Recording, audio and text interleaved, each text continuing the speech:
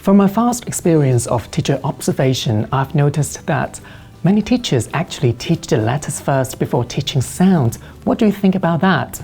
Children not at a cognitive development stage where they can grasp these abstractions, which are letters. Letters are actually visual squiggles that represent sounds. And for some children, it's very hard to distinguish between these visual squiggles.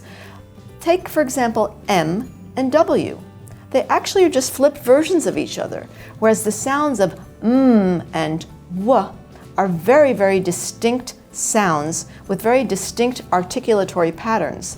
It's much easier for children to grasp the articulatory production of a sound first because they can feel it on their bodies as opposed to looking at an abstract symbol using just their eyes.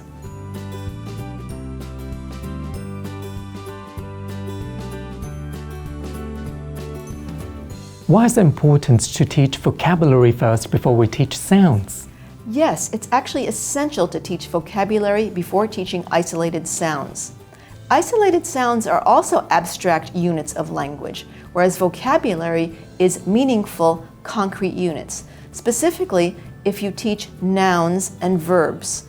Nouns are concrete representations of reality, and verbs represent actions.